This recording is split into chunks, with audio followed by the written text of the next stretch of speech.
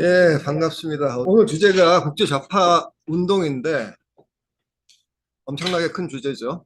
저도 유사하게 뭐 약간 좀 압축된 버전이라 그럴까 뭐 해서 옛날에 좀 한두 번 했던 적은 있는데 강의하기 때 약속해 놓고 난 다음에 이제 그 업그레이드 하면서 그 관련된 자료를 좀 많이 찾았어요.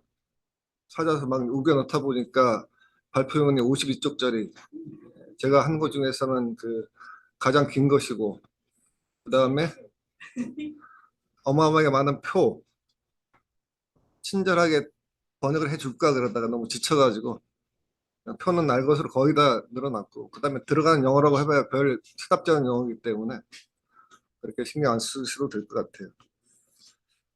어, 먼저 그 참 국제 좌파 운동이라 그러는데 좌파라는 말도 좀 애매한 구석이 있고 운동을 또 안 하는 좌파가 주변에 많아가지고 어디까지 좌파로 봐야 되고 또 어디까지 좌파 운동을 불러야 되느냐 그 개념상의 논란이 있는데 제 판단은 그렇습니다. 그걸 갖다 엄밀하게 증명하다가 좌파가 망했다. 너무 잣대를 들이대지 말자 이 입장이고 그러나 이제 그 가다 보면 빈지 아닌지는 어느 정도 판단들이 나오는 거니까 근데 이제 그걸 너무 확정하려고 하는 것들이 오히려 다 분란을 이렇게 거꾸로 이해를 가로막는 요소였다는 거고요. 그런 이제 비판적 관점에서 접근하고 있습니다. 근데 이제 이게 크게 보자면 어쨌든 뿌리로 보자면 약 한 200년, 짧게는 200년, 뭐 길게는 300년, 300년까지는 안 되지만 어쨌든 200년의 역사를 이제 들여다보는 거고, 그다음에 이제 현재 상태가 이제 괜찮으면 즐겁게 바라보는데 현재 상태가 이제 시원찮기 때문에 다소 우울하게 바라볼 수밖에 없다는 점 먼저 전제로 말씀드리겠습니다. 좌파 그러면 이제 간단히 얘기하면 이제 사회주의 또는 이제 공산주의겠죠. 근데 이게 이제 흔히 이제 혼동되는 게 막스주의 이론에서 특히 사적 의문론에서 단계로서의 이제 그것과 달리 오늘 얘기하는 사회주의 또는 공산주의는 정치적 용어입니다. 정치 세력. 근데 이제 간단히 얘기를 하자면 크게 이제 밑에 표를 보시면 되는데 사실은 이제 그 소위 막스주의 또는 사회주의가 처음 스타트는 사실 사상 이론에서 시작을 해요. 사회주의 사상, 막스주의 사상이 먼저 생기는 거죠.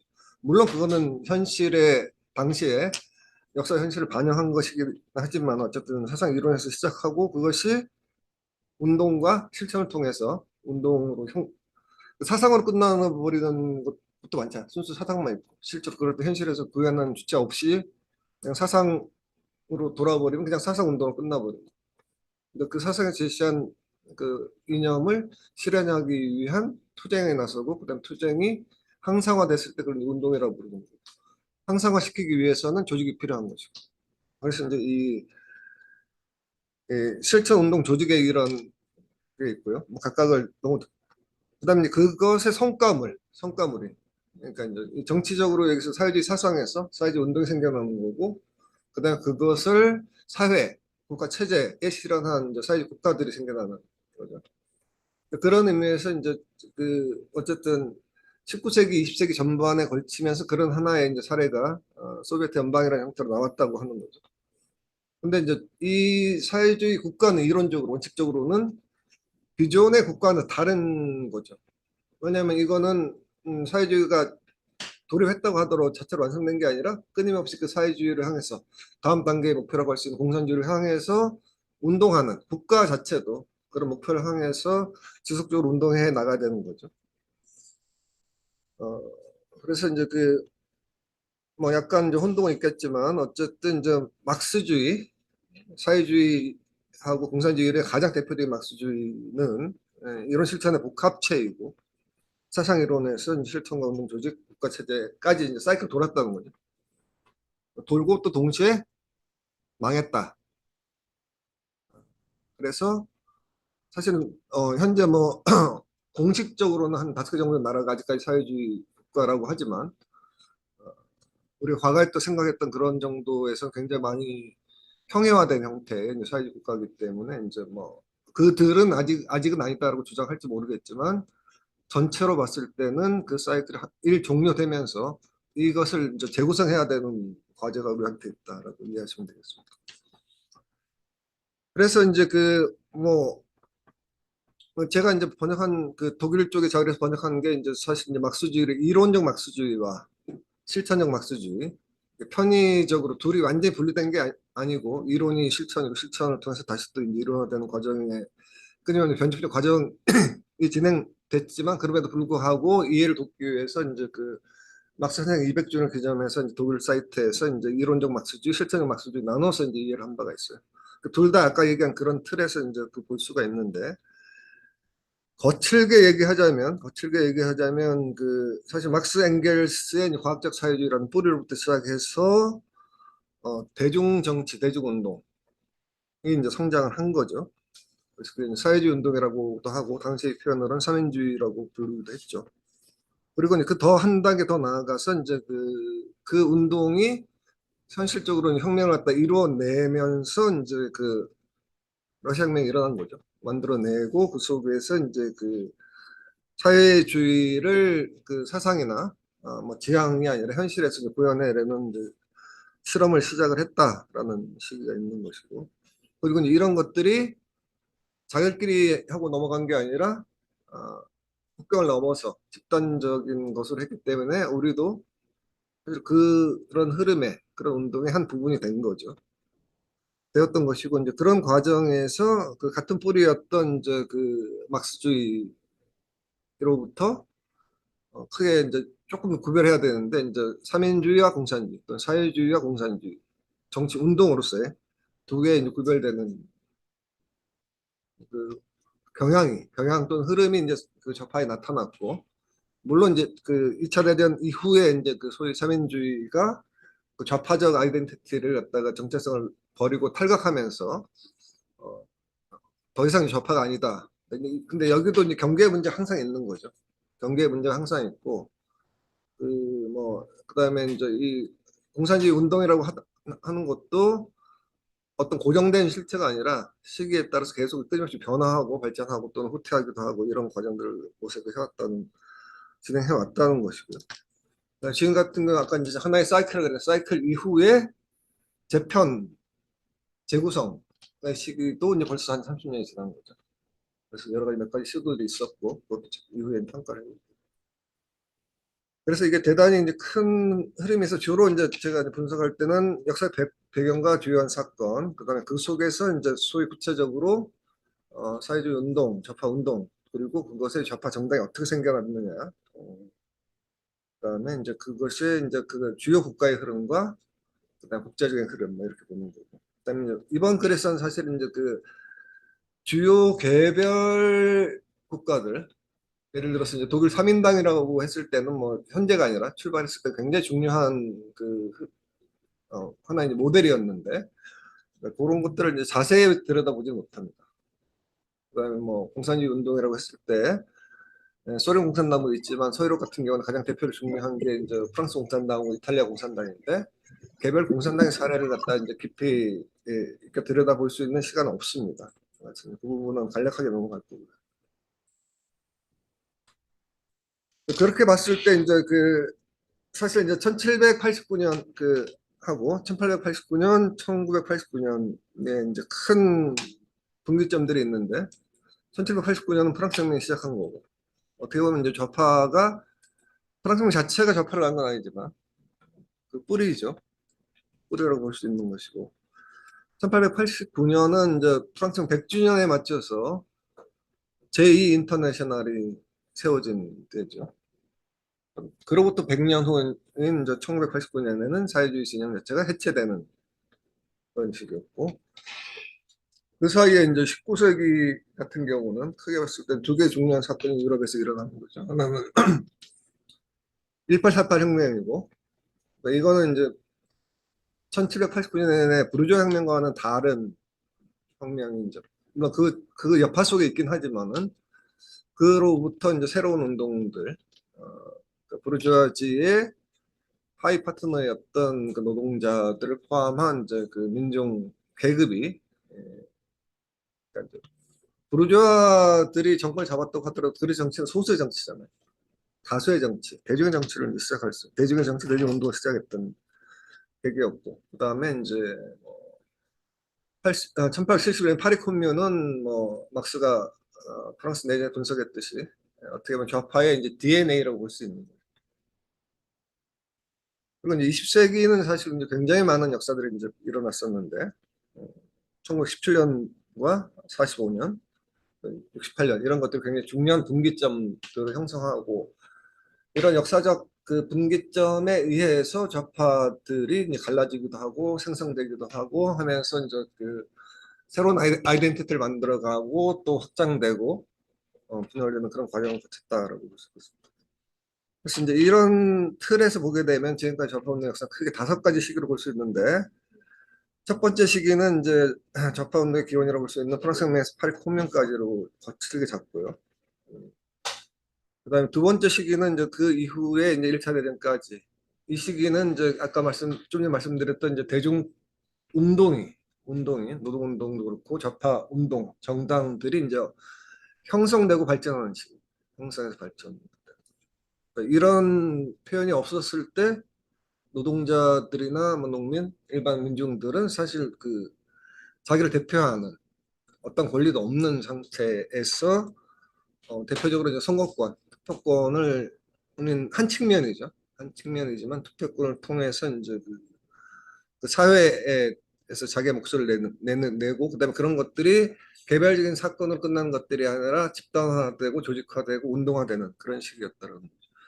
그래서 이 시기에 이제 대표적으로 사회주의 대중정당들이 형성되고 노동조합들도 근대적 형태의 그전까지 노동조합이 생겼다가도 뭐 탄압에 의해서 자본의 탄압이든 아니 국가의 탄압에 의해서 법에 의해서든 생겼다 없어지는 과정을 되풀이하면서 확장돼서 이제 노동조합의 형태들도 이제 만들어내고 그다음에 그런 것이 공간적으로는 하나의 지역에서 전국으로 또는 국경을 넘어서 국제적인 조직으로까지 발전됐던 시기다. 그러니까 이제 이 첫 시기가 청소년기라고 생각하면 이 시기가 청년기로서 형성했던 그런 시기라고 볼 수 있고 세 번째 시기는 이제 그 1차 대전과 러시아 혁명부터 2차 대전까지 이 시기인데 이 시기에 이제 어른이 되기 전에 분화가 되는 거죠. 좌우로. 좌파 운동이 다시 좌우로. 좌파 운동의 우파는 이제 소위 사민주의라고 볼 수 있는 거고 좌파 운동의 좌파는 공산주의 운동이다 이렇게 볼 수 있는 거죠. 공산주의 운동은 그러니까 이제는 이제 그 사회주의 국가, 소련이라고 하는 사회주의 국가를 중심으로 형성됐던 그 시기다. 근데 불행하게도 그 시기 전체를 갖다 봤을 때는 그 레닌이 이제 러시아 혁명 이후에 이제 코민텔을 건설하면서 좌파가 이제 그 헤게몬을 갖는 걸 기대했는데 다 실패하죠. 실패하고 오히려 거꾸로 그 파시즘이 이제 그 사회 자체를 그동안 형성해 왔던 최소한의 민주주의마저 파괴하는 이제 그런 상태로 가는 거기 때문에 그것이 다시 굉장히 짧은 시간에 다시 또 한 번의 이제 세계대전으로 이제 얽히게 되는 거죠. 근데 이제 이 과정에서 이제 사실은 2차 대전이 끝났을 때 이제 좌파의 이제 그 위신이라 그럴까요? 엄청 올라가는 거죠. 왜냐하면 뭐 다 아시겠지만 어, 소련 민중의 막대한 희생이 없었으면 어, 파시즘 세력과의 투쟁에서 승리할 수 없다는 것도 분명한 것이고 그다음에 앞에 전강기에서 실패했던 좌파 공산주의 운동이 전체적으로 실패했다 볼 수밖에 없는데 왜냐하면 그 단적인 예가 이제 프랑스 내전이죠. 프랑스 내전 같은 경우도 사실 그런 2차 대전의 전조로서 반파시즘 투쟁인데 3년간의 내전, 36년에서 9년까지 3년 내전에서 프랑코 독재 파시스트 정권한테 패배하는 거죠.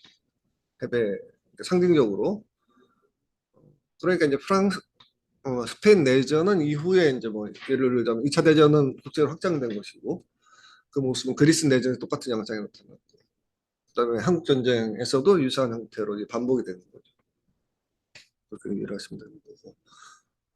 그러면서 이제 그 소위 냉전 시기 2차 대전 이후에서 이제 그 89년 가는 시기인데 이제 이 시기는 사실 둘로 나눌 수도 있는데 중간에 이제 68이라고 하는 중요한 경제가 있긴 한데 어쨌든 이제 냉전에서 냉전 대탕에서 다시 냉전으로 가는 것들이 있고 그다음에 이제 이 시기가 되면 이제 세계가 그러니까 이제 아까 앞에서 말했던 시기는 모든 일이 거의 다 이제 그 유럽을 중심으로 형성됐다 그러면 2차 대전 이후의 시기는 진짜 글로벌하게 전 세계에서 아시아 전 대륙에서 아시아 아프리카까지 그다음에 이 좌우 좌우 말고 이제 소위 민족해방운동이라는 거대한 세력들 일단 민족 독립부터 시작해서 독립의 흐름이 형성되고 한 단계 더 나간 민족해방의 흐름까지 형성이 되면서 전 세계가 이제 그 다층적인 어떤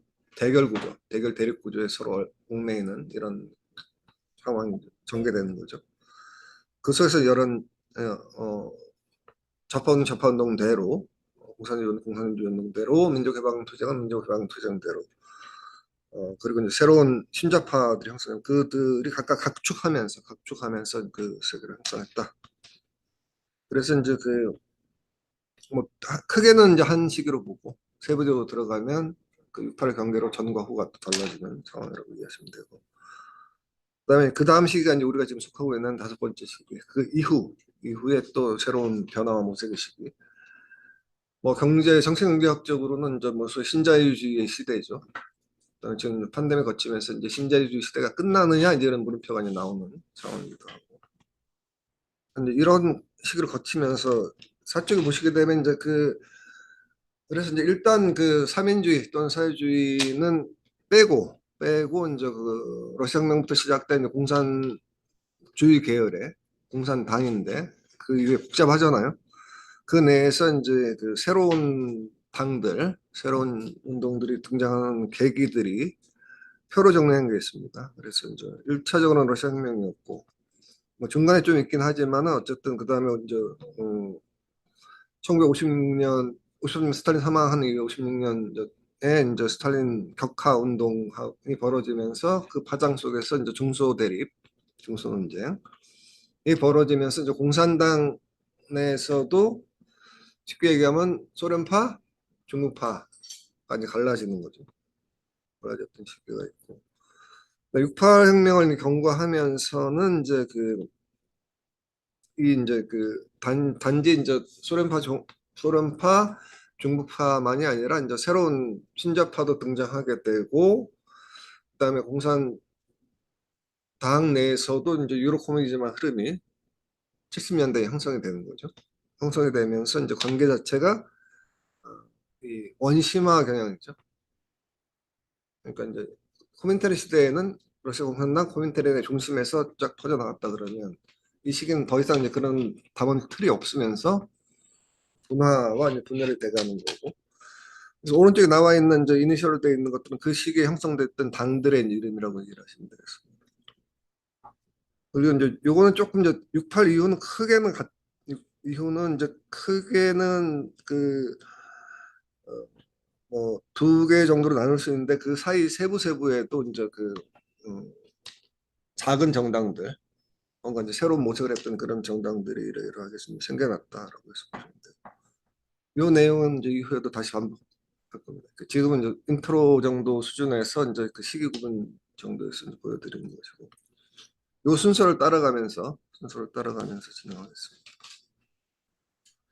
그래서 뭐 짧은 시간에 많은 내용을 다루는 거기 때문에 일장에 이제 조금 더 기원해라 볼 수 있는 이 부분은 뭐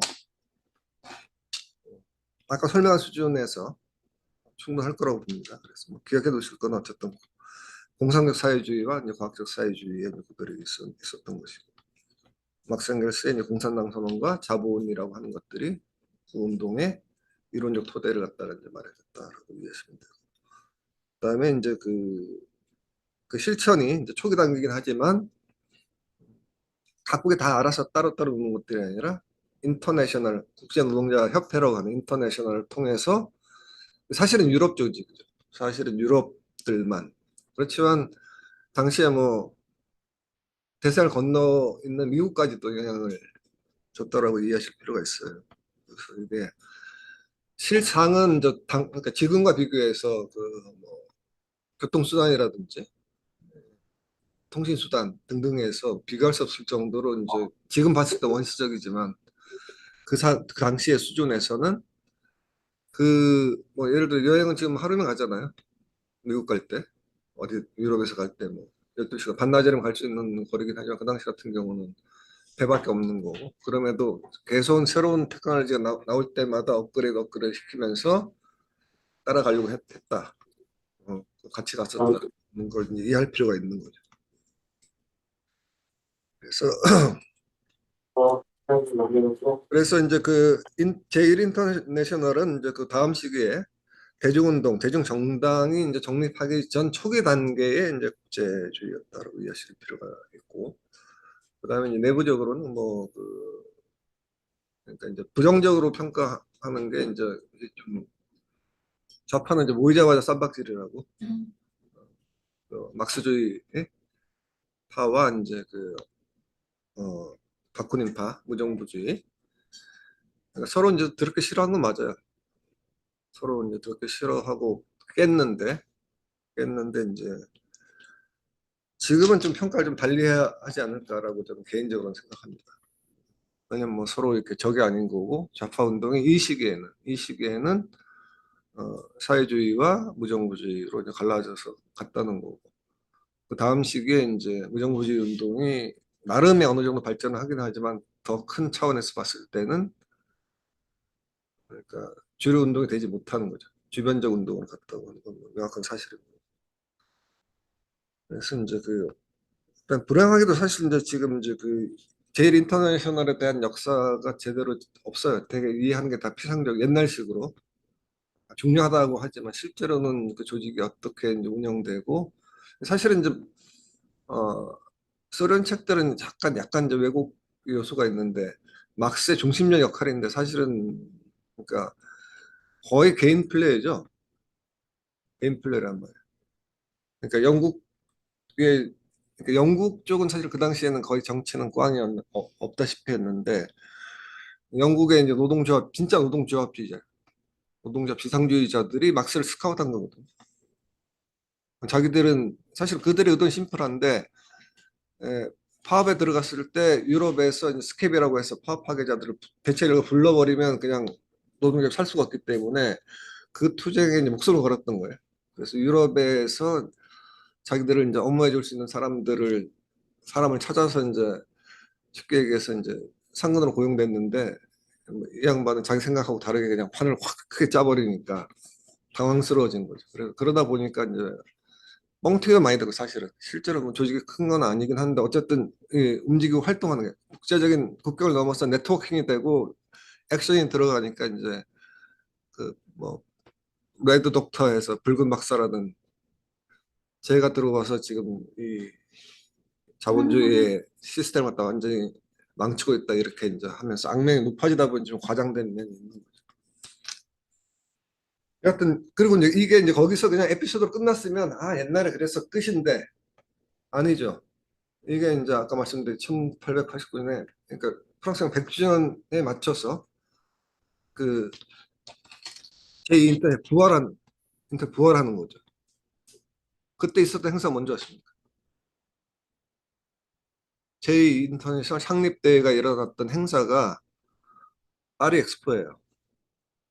파리에서 엑스포 열릴 때 모인 거죠. 사실 이제 엑스포 한 구석에 사람들은 이제 구경 가는데 이제 빨갱이들 모여가지고 제 인터를 새로 만든 거죠. 심지어 두 쪽으로 쪼개져 있었어. 따로. 좀 이제 지금 생각하면 좀 아주 좀 옛날 좀 무협지 읽는 느낌이 드는 얘기인데. 근데 이제 이미 그 시기에 이제 2차 인터내셔널 딱 결성했을 때, 그러니까 독일에서 여러분 다 아시겠지만 어쨌든 라살파가 1963년이고 7조입니다. 에, 막스주의 파가 이제 아이젠하워파라고 부르는데 이제 둘이 해서 이제 75년에 이제 타에서 이제 독일 민주당으로 합치죠. 음. 그러니까 그 전에 이제 하고 좀 다른 거죠. 왜냐하면 이 당을 통해서 정치하겠다는 거니까. 근데 이들이 이제 성장을 갖다가 하는 거죠.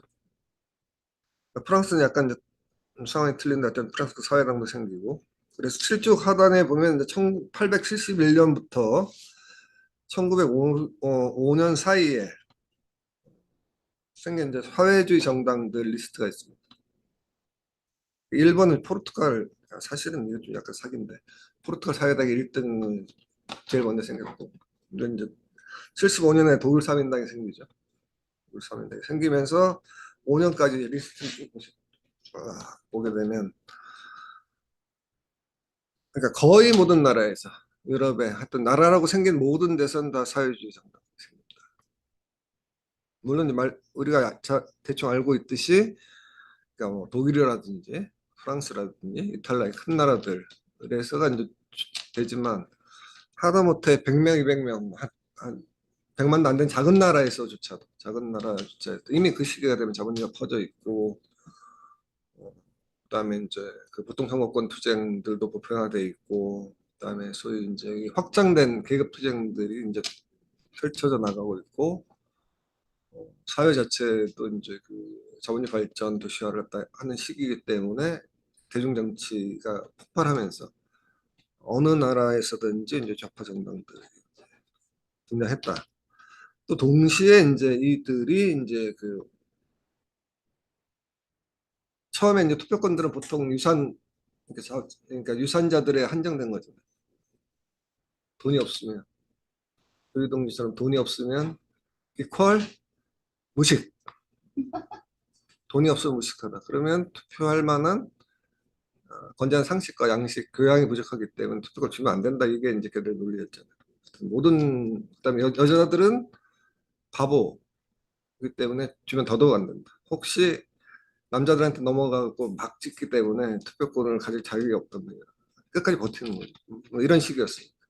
그러니까 물론 이 시기 그러니까 이 사회주의 정당들은 다 남자들이죠. 남자들. 그럼에도 불구하고 10%, 20%, 30% 여성들이 이제 참여하고 그 안에서라도 이제 여성운동, 1세대 여성운동 해보세요. 첫 번째 퍼스트 웨이브라고 하는 첫 번째 노동운동들이 여성운동들도 이 시기에 등장을 하죠.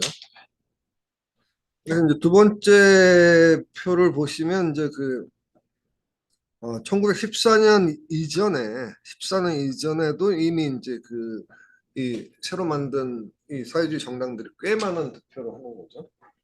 휘하는 벌써 1903년에 3년에 조직 당원의 규모를 득표가 아니라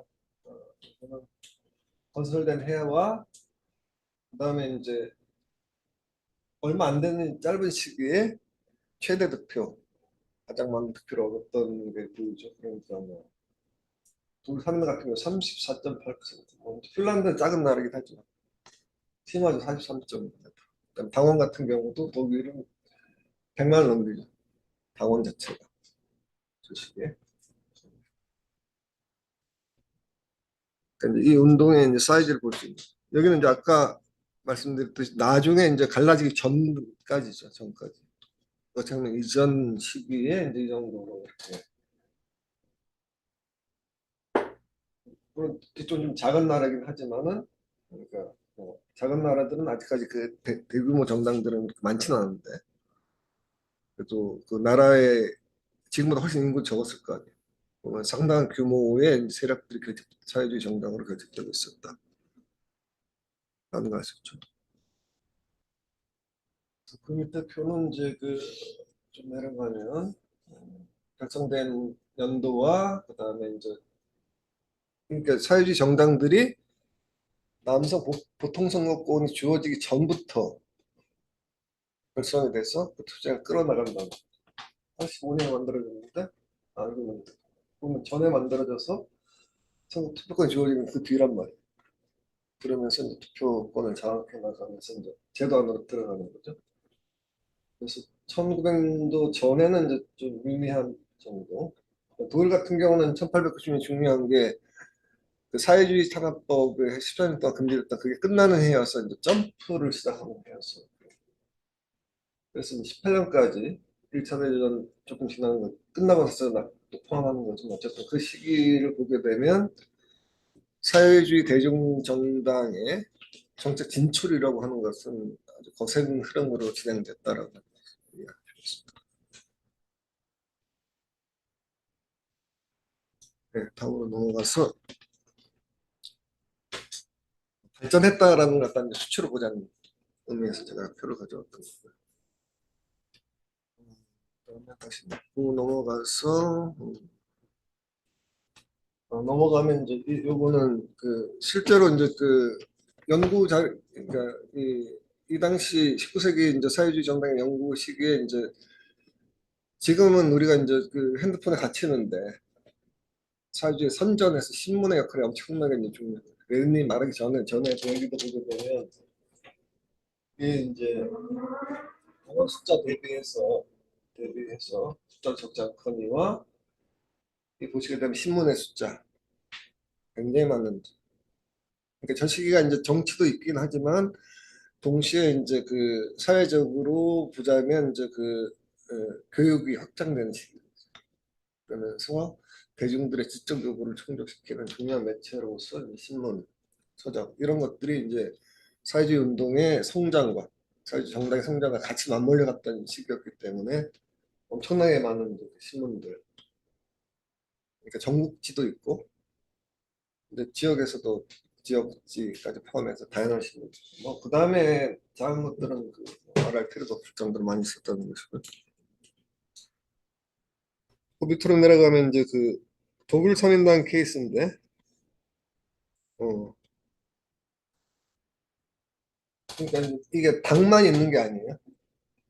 당만 있는 게 아니라 이제 우리가 노동운동 그랬을 때 보통 이제 그 어, political arm and the industrial arm 이런 표현 써요. 그러면 노동운동이 그러니까 인더스트리얼 산업하면 노동조합을 얘기하는 거고 폴리티컬은 정당을 얘기합니다. 그다음에 이제 암이 그 하나 더 있는데 협동조합도 있죠. 이 협동조합도 사실은 노동조합만큼이나 상당히 약간 성격은 틀린데 그러니까 노동조합의 일상적인 투쟁이 벌어지고 임금과 노동 조건이라고 있다 그러면 이제 그런 적대 긴장 관계는 아니지만 협동조합은 또 동시에 노동자 집단적인 조직으로서 뭐 지금 얘기하면 사회적 경제죠. 거기에 중요한 지분도 있었던 거고 그것뿐만 아니라 당시에 이제 대중들의 문화적 욕구도 다 이제 이 정당들이 주도가 돼서 이제 해주는 거고. 그래서 우리 3인당의 케이스인데 이제 제일 처음에 나오는 게 이제 아르바이트스 그러니까 이제 모르겠다. 그러니까 이 사이클부터 시작해 사이클 그다음에 노래 부르는 합창단 그다음 뭐 독서 클럽 등등등이 이제 그 이런 조직들이 막 스포츠 미트 같은 거 스포츠 클럽 같은 거 우리끼리 예를 들면 민주노총끼리 뭐 위원장대 축구대회 명사를 안 하지만 그 당시에는 이제 뭐 그런 것들이 뭐 엄청나게 많이 있었던 거죠. 그래서 시기별로 보면 이게 이제 점점점 초기에 취미 정도에서 시작해서 당의 이제 확장과 더불어서 엄청난 이제 그 둘러싸는 이제 조직이 되는 거죠. 그래서 이걸 이제 학술 용어로는 이제 그 프롤레타리아 밀류라고 그래요. 그러니까 프롤레타리아의 이제 그 환경이라고 부르는데, 그러니까 이제 흔히 이제 그 요람에서 우던까지는 복지국가 구호로 알고 있잖아요. 그게 원래 독일 3인당 구호예요. 독일 3인당이 국가 속의 국가로서 정당도 있지만은 탄압도 받고 있지만은 아까 얘기한 정당 노동조합 협동조합을 통해서 뿐만 아니라 이 문화 심지어는 요람에서 우던까지 한 게 딴 게 아니라 선파들도 사회당 서민단계에 있다니까. 선파부터 장의사까지도 다 이제 당과 연계되어 있는 이런 걸 했기 때문에 이제 그러니까 이제 독일 국가가 이제 보수 당시 비스마르크 체제 하에서 이제 보수적이기 때문에 그러니까 그럼에도 불구하고 상당히 체제 내에서 조직이 잘 된. 그러니까 이제 3인당 이렇게 조직하면 카톨릭은 따라가는 거야. 자기들도 대항하기 위해서 하는 그런 식이었던 거죠. 그다음에 더 내려가면 그 표더시라고 돼 있는 문화 행사 같은 경우도 보면은 그 당과 관련돼서 하는 행사가 엄청 많더라고. 신앙송회도 뭐 1년에 22번, 콘서트 97, 그다음에 리사이틀, 축제, 지역 축제들도 시기에 돌사는당 엄청나게 많았던 거기에 이제 가족 단위 참여하는 이런 거죠. 연극은 엄청나요. 연극은 뭐 전국적으로 당과 연계를 가진 뭐라 그래서 848회 공연을 하는 거고 거기에 거의 56만 명이 참여를 하고 그다음에 신문 같은 경우는 이제 신문만 90종에서 이제 또 3인당은 이제 146만 5천 부를 갖다가 위론지 문화재에서 노예 차이트가 사실 독일 3인당 카우치케 신문이잖아요. 당 최고의 이론인데 그게 어려운 건 안다. 1,500부. 그다음에 글라이 하이트는 평등해요. 여성을 위한 작품. 이건 10만이에요. 11만 2천. 그러니까 뭐 실제 조사하니까 도서관까지 많이 있는데 당원들이 주로 어려운 책을 안 빌린다 그러더라고요. 소설책, 쉬운 팜플렛. 바로 자꾸 그게 풍자지가 엄청 많이 풀렸더라고요. 작은 거. 그다음에 이제 꼭 이런 거 말고 이제 아주 뭐 아까 얘기한 문화단체들에서 문화단체들의 기관이라든지 다양한 저거는 술 인기 없네. 그러니까 금주협회 술 마시지 말라니까 5,600밖에 안 돼. 사이클 16만 8천이고 그다음에 이제 아르바이트 쓰니까 이제 노동자 노래 체조 속기 뭐 이런 거 들고 없지만 하여튼 이제 그러니까 단지 신문만이 아니라 엄청난 것들 형성했다라는 걸 이제 보여드리기 위해서 제가 이제 그거 인용한 거고요. 그래서 내려가면 이제 그래서 이제 근데 이제 이런 종 매체를 갖기 위해서 자체 인쇄소가 거의 재벌급이죠. 그래서 인쇄공들이 이제 1904년에 1,400명에서 1924년에는 4,000명, 그 다음에 판매하고 관리하는 인력도 이 정도 되는 거고, 기자들은 얼마 안 되죠. 토탈에서 엄청난 양의 이제 인쇄 매체들을 갖다가 운영했다고 합니다. 이거 보여드린 거는 이제 이 독일 3인당이 나중에 이제 갈라지지만 실제로 이제 이 가장 그러니까 가장 대표 제2인터넷에서 가장 영향이 큰 정당이 된 이유가 이제 이런 정도의 이제 발전들이 있었다는 것이고, 그다음에 이제 러시아 혁명 이후에 좌우가 갈라진다고 하면 이게 이제 갈라진다고 합니다. 갈라지고 깨지는 그런 과정이다. 이해하시면 돼요. 넘어가서 뭐 러시아 혁명은 뭐 간단히 특별 잘 아시는 부분들이니까 아주 간단히 얘기하면 이제 1905년이 이제 17년에 리허설이 됐고 리허설 될 줄 몰랐죠 그때 당시는. 어쨌든 1905년 혁명이 있었고 2월 혁명에 이제 빵 평화 토지 아주 거창하게 이제 뭐 이렇게 중량이 많은 지점을 얘기하지만 2월 혁명 요구를 지배한 빵 평화 토지에 대해서 원칙적으로 지킨 세력이 불행해도 볼셰비크가 없었기 때문에 이제 2월에서 10월까지 가는 8개월 동안 볼셰비크는 소수파에서 전체 인민을 대표하는 다수파로 진정 다수파로 이제 탄생할 수 있었다라는 것이고요. 근데 문제는 이제 러시아 혁명 자체가 아니라 러시아 혁명의 이제 영향인 거죠. 영향이. 뭐좀 속되게 얘기하면 레닌과 러시아 볼셰비크 입장에서는 원래 이제 넘버 원이 독일인데 독일 3인당이고 근데 말로는 혁명했는데 아무것도 안 한 거죠. 전쟁에서 거꾸로 배신 때린 거고. 그래서 러시아가 갑자기 이제 러시아가 세계혁명의 중심이 되는 이런 자기 지키기도 힘든데 혁명까지 해야 되는 근데 이게 두 개 연계돼 있는 거죠. 연계되는 그런 상황이 된 거예요.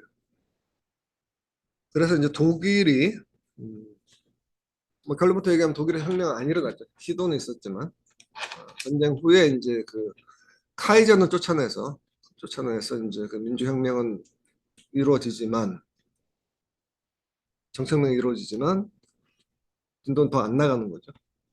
못 나가서 멈추게 되는 거고 그 과정에서 이제 대표적으로 독일 3인 이게 이제 갈라지면서 독일의 3인당이 이제 3인당과 공산당 물론 과정은 이제 그 전쟁에 대한 입장에서 왔다 갔다 하면서 이제 그 USPD라고 해서 이제 독립 3인당이라고 해서 좌우로 갈라지죠. 그래서 원래 SPD, SPD에서 MSP 다수파 3인당과 그다음에 독립 3인당으로 갈라져서 하다가 나중에 이제 공산당 생기고 어떻게 얘기하나 하다가 이제 독립 3인당에 이제 다수파가 이제 공산당에 합류하면서 이제 카페대로 KPD라고 하는 카페대로 한 독일 공산당이 생긴 거죠. 우파는 3인당으로 복귀하고 그런 과정에서 다시 좀 풀어보세요. 그런 과정에서 이제 인터내셔널 깨졌던 제2 인터내셔널이 이제 그 내려서 이제 인터내셔널 측면에서 보자면 이제 제2 인터내셔널 재건하는 게 이제 2와 2분의 1 비엔나 인터내셔널하고 그다음에 나중에 23년 이후에 다시 이제 봉합해서 이제 노동사회주의 인터내셔널이 있고 우리는 이제 코민테른만 하는데 공산당 계열이 코민테른 조직을 했다 그러면 이쪽도 방어 지키기 위해서 거쳐서 노동사회주의 인터내셔널로 이제 방어를 했다. 근데 이제 둘 다 결국 이제 파시즘의 흐름을 막아내지는 못했다라고 하는 것입니다. 표에서 보면은 이제 요 이제 요 시기 1918년 40년 시기에 각그 정당들이 투표한 선거에서 하는 거 표가 있더라고요. 그래서 한번 보시라고 한 거고 뭐 자세히 들여다보실 필요는 없고요. 또 다음 표가 되는데 이제 이게 이제 첫 번째는 이제 그 38만이에요. 그 공석에 있으니까 3인당의 이제 당원 그다음에 이제 노동조합의 숫자 그다음에 이제 당원 중에서 노동조합 3인당원의 비율 그다음에 저쪽 끝에는 3인당에 투표한 사람들 중에서 당원 비율 좀 내려다 보시면은 이제 어, 가서 보면은 이제 1914년 20년 100만을 찍죠. 당원이 노동조합은 이제 사실은 2차 대전 끝나고 1차 끝나고 났을 때 그러니까 그러니까 일반 노동자 입장에서 전쟁에 협력한 다음에 고, 고생하잖아요. 돌아왔을 때 대접밖에 못 하기 때문에 노동자 확 쏠리고 그랬을 때 쫙 올라가죠. 780만, 800만까지. 당은 찌그러졌는데 당에서 올라갔다가 다시 경제가 안 좋아지고 확 빠져나오고 이런 변동들을 거치는 데죠. 이 정도가 사실 이제 독일 3인당과 노동조합의 이제 사이즈. 저걸 두고 3인당과 공산당이 대립을 하는 거죠. 그 다음에는 이제 보면은 이제 그래프는 이제 어쨌든 어 뭐 레닌이든 트로츠키든 독일에서 혁명이 일어나야 러시아 혁명에 이제 돌파구가 생기고 그러니까 한 나라에서 살아남는 보장이 이제 굉장히 어려운 것이기 때문에 그러면 독일에서 혁명이 일어난다는 것은 곧 러시아 혁명에서 시작된 혁명, 프롤레타 혁명이 전 유럽적 혁명이 된다는 것을 의미하는 거죠. 그랬을 때 시나리오와 이후에 실제 역사에 일어났던 시나리오 간의 차이는 엄청나게 틀린 거죠. 그래서 이제 이게 어쨌든 독일은 러시아 볼셰비크들의 부대에 동하지 못했지만 그럼에도 불구하고 돌고서 약 한 40만까지 갔었던 그러니까 이제 러시아 밖에 최대 정당이었던 거죠. 그래서 독일 내에서 사실은 이제 전쟁 끝부터 엄청난 정책 위압 집단들이 발생하고 그 과정에서 이제 나치 여기 이제 보면은 이제 이 나치 그룹은 어마어마하게 이제 올라가는 거죠. 3인당은 죽쓰고 공산당이 따라가는 이 구도에서 어, 그러니까 이제 파시즘 도래에 대해서는 이제 사실 제 서로 서로 비판하는 거죠. 3인당은 공산당 때문에 그랬다는 거고, 공산당은 3인당 니네 때문이다. 근데 이제 말로는 액션으로는 그러니까 이제 사실 이 당시에 이제 3인당 지도부 입장에서는 뭐 이런 상황이 됐을 때도 저 정도는 우리가 항상 끝낼 수 있다라고 이제 장담을 했었거든. 했는데 이제 당한 거죠. 아까 얘기했던 뭐 노동조합을 이제 하여튼 그 조직도 만들고 그랬었는데 이제 해서 뭐 우리가 800만 있는데 어떻게 제대로 미치겠냐. 근데 이제 진 거죠. 근데 같이 하자고 그랬을 때 이제 처음에는 안 하는데 서로 다 이제 문제가 이제 얽혀 있다고 얽혀 있어서 이제 처음에는 싸웠던 건데 이제 어쨌든 낫지 때 이제 패배를 한 거고 이거는 이제 둘 다 엄청난 그 충격인 거고 그다음에 그게 이제 2차 대전 이후에 또 이제 왜곡되게 해결됐기 때문에 저는 아직까지도 남아 있는 문제 아니냐 이 문제는 보고 있습니다. 그다음에는 이제 뭐냐면 이제 그 부담표는 자 이제 그 코민테른 러시아명 코민테른 이후에 이제 유럽에서 주르륵 당들이 생겨납니다. 대략은 보통 사회당이 갈라지면서 오는 경우인데 그래서 오스트리아 공산당 네, 보면은 이제 1918년부터 20년에 걸쳐서 체코 같은 경우가 사실 상당히 좀 당이 크죠.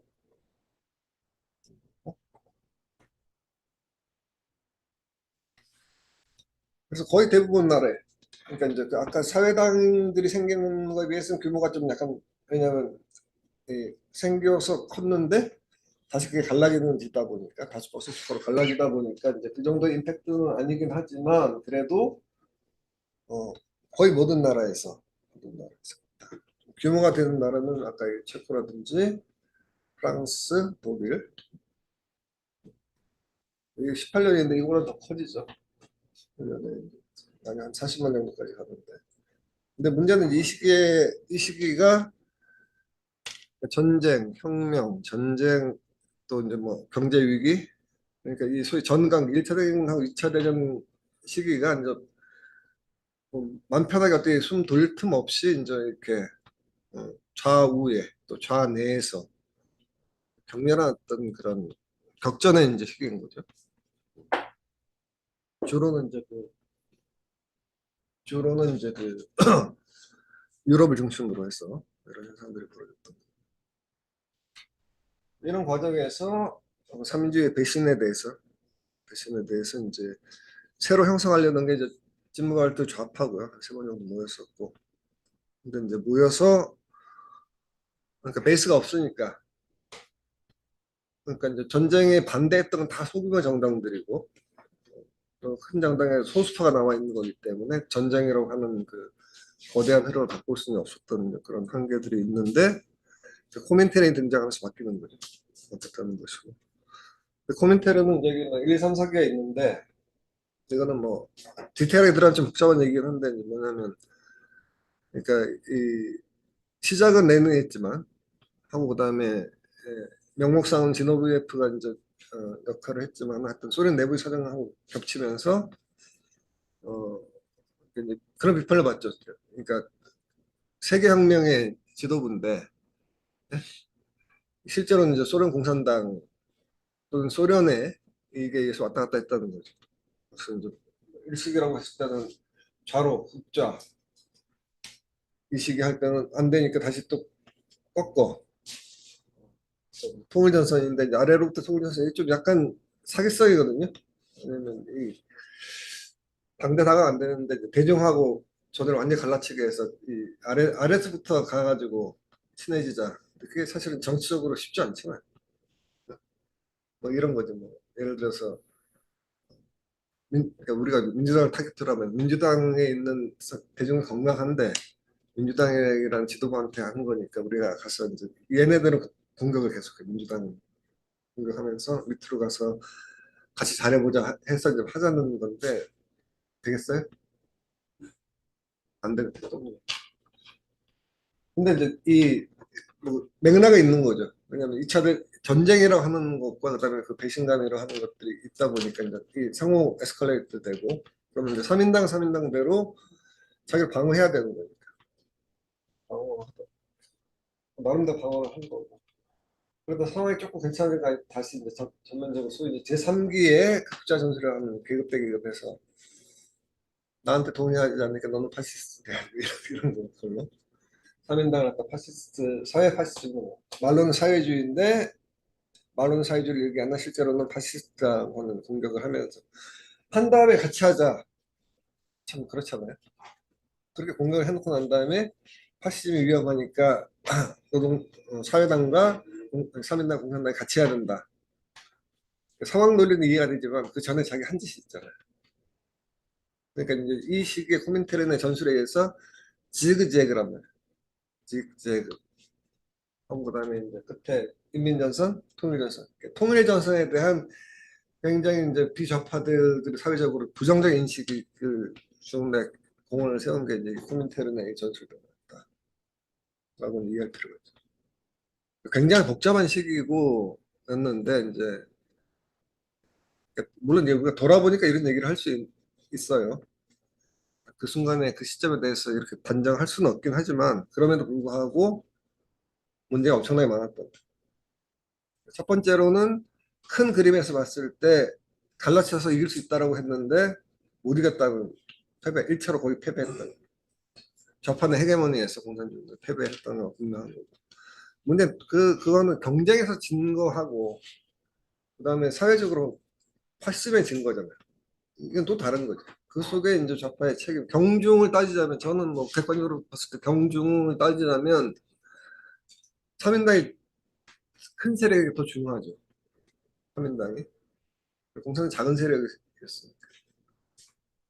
덜 중요한 건 맞는데 그렇다고 해서 한 행동들이 있으니까 또 행동들이 있으니까 그러니까 어느 시점에 말이 맞다고 해서 뭐 완전 틀린 얘기는 아니에요. 나름대로 일리가 있는 얘기. 틀린 얘기는 아니지만 궁극적으로 이제 일산의 거대한 이제 패배가 되면서 파시스트가 이제들이 파시즘 세력들이 자기들이 공산주의로부터 자본주의를 구하겠다고 얘기했을 때 그것들이 대중들이 다 지지했다는 얘기예요. 다는 아니라고 하지만 분명한 것이고. 그다음에 이제 그 스페인 내전은 이런 것들이 다 집중되는.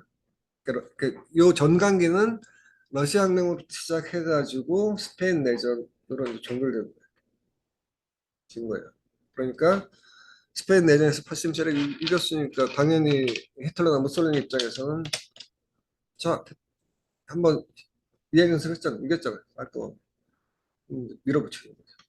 밀어붙이는 게 2차 대전이다. 그러니까 확장된 형태로 이게 이제 유럽만이 아니라 1차 대전은 유럽 내에서의 전쟁이라고 말로는 진해가 세계니까 유럽이 세계니까 유럽 전쟁인데 1차 세계대전 부르는 2차는 확장된 거죠. 태평양까지 일본까지 뛰면서 그런 시대가 이제 펼쳐졌다.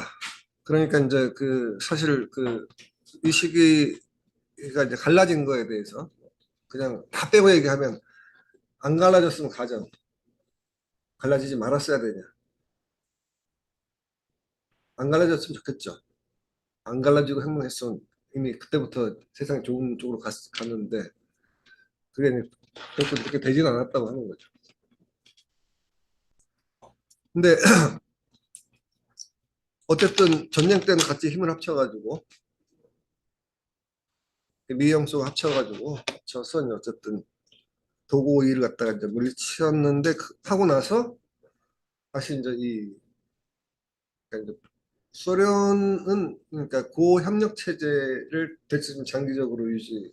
왜냐하면 아까 그 전강기라고 했을 때는 국제적으로도 정신 없었을 뿐만 아니라 소련 자체도 그 바닥에서 그 사회주의 건설하기 위해서 엄청나게 많은 이제 그 희생들을 치렀죠. 1차적으로 자체 내에서의 사회 변화시키는 과정에서의 희생이 많았고, 그다음에 또 전쟁에 의해서 사망의 절반 이상이니까 2천명, 3천만 명 자체가 그러니까 이제 이게 생각해 보시면은 그러니까 소련에서 정상적, 그러니까 사회주의 둘째치고 정상의 국가가 작동할 수 있다고 생각이 안 돼요.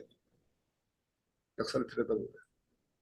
당시에는 별로 그렇게 평가 안 했지만, 사실은 한 세대 전략 겪고는 그 세대 전체 다 망가졌어요. 겉으로 괜찮아져 있어도 뭐 정신 황폐해지고 듣는 듯. 이- 그 당시에는 뭐 용어도 없었지만 지금 너무 그냥 아무것도 아니에요. 손가락만 펴도 트라우마인데 전 사회적으로 이제 트라우마가 생겨요. 사회적으로. 이게 이제 트라우마만이 아니라 구조 모든 켜켜이 이제 전쟁의 상처들이 생기는 거죠. 근데 저는 이제 그래서 이제 숨쉴 틈이 필요한데 숨쉴 틈도 안 주고 바로 다시 또 냉전으로 그러니까 히틀러 이제 며칠 살아니까 들어가는 거예요. 그러면서 전 세계를 놓고서 이제 그 냉전이라고 하는 이제 1차 대전 아까 전시간 좀 다른 아주 스케일이 큰 그런 구도가 되는 거죠. 그래서 이제 이 시기에 이제 냉전이라고 했을 때 소위 이제 좌우 또는 좌에서 또 이제 좌우가 그러니까 심지어 이제 뭐 이거죠. 이 이제 이념 대결은 우리나라도 물론 이제 6.25때 막 서로 나눠주고 그랬었는데 전쟁이 아닌 시기에 가정, 응? 마을, 사회, 기업 모든 질서를 규정하는 게 이 좌우의 냉전 대립이란 말이야. 너는 어느 편이냐? 그건 지금 남의 나라 얘기니까 아니라 지금 여기에요. 실제로 그러니까 남북의 이제 대결을 하는 것도 이런 구도에서 그러니까 한반도에서 우리가 선택한 게 아니라 북소리 형성된 그 질서 속에서 그냥 편입이 딱 돼가지고 양상은 조금씩 다르긴 하지만 전체적으로 그 40, 2차 대전 후에 45년에서 이제 90년까지 시기는 그것이 이제 규정했던 시기다. 근데 이제 역설이 엄청나게 많이 일어났죠. 그래서 일단은 좀뭐 식미 독립관리 혁명이 전 세계 거쳐서 이제 79년 메카를까지 일어났었고. 근데 또 사회주의는 안에서 또 이제 노동자들 들고 일어나는 거예요.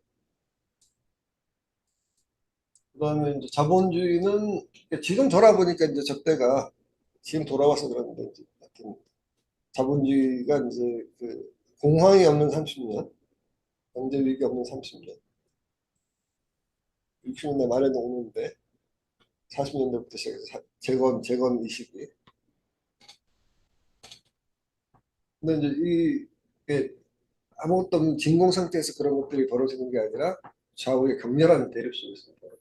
그러다 보니까 코민텔은 없어졌는데 코민포럼이 생겨나고 그다음에 공산당 노동자 당에 이제 그 코민테르는 이제 기억해 두실 게 어쨌든 전쟁 끝나는 과정에서 동유럽이 사회주의 인민민주주의 진영했습니다. 사회주의 진영이 형성이 되잖아요.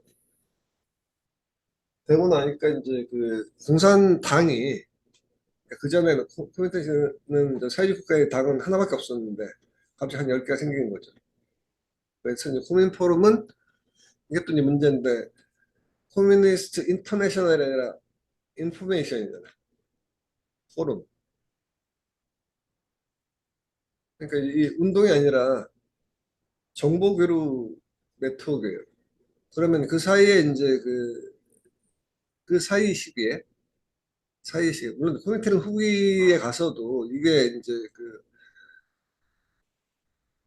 좌파 운동의 연대체인데 본질적인 거는 운동의 연대체인데 이게 이제 그 운동들이 안정적인 대중운동을 할 수 있는 상황이 아니고 다 지하에 들어가고 무장투쟁하고 뭐 얽히다 보니까 이게 이제 첩보가 중심이 되는 거예요. 정보가. 그런 결과가 이제 코민 포럼으로 발현돼요. 그래서 코민 포럼은 그 동유럽 12개인가요? 12개 정도의 공산당과 그다음에 이제 그 전후에 대중정당으로 성장한 두 당, 프랑스 공산당과 이탈리아 공산당만 추천을 받았어요. 거기 꼈던 유고슬라비아 티토는 바로 또 쫓아내고 뭐 이런 그러니까 이제 그 전에 소련 한 나라에서 상황이 벌어졌다 그러면 이게 이제 동유럽이라는 형태로 확 진영을 형성하는 거죠. 진영을 형성하니까 유럽은 아직 아니라고 해도 관계가 아니라 굉장히 긴밀하게 이제 가는 거죠. 그럼 거꾸로 이거예요.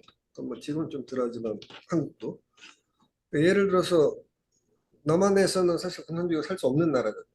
지금도 뭐 겨우 이게 이제 한국만이 아니라 뭐 예를 들어 이탈리아 같은 경우는 어, 소련 앞잡이야. 아, 소련 가. 소련 가. 네가 왜 여기서 이렇게 앞잡이질 하는 거야. 이거예요. 뭐 하다가도 그냥 소련 가. 그러니까 절대 선이 있는 거야. 그러니까 이탈리아 같은 경우 사실 좌파가 독특하게 이제 강력하고 이제 그러니까 운동으로도 강력하고 정치적 독특한 그 문화를 끌고 나가는 중대한 세력인데 냉전 질서하에서는 사회에서 절멸시켜야 될 대상으로 이제 이렇게 가는 거야.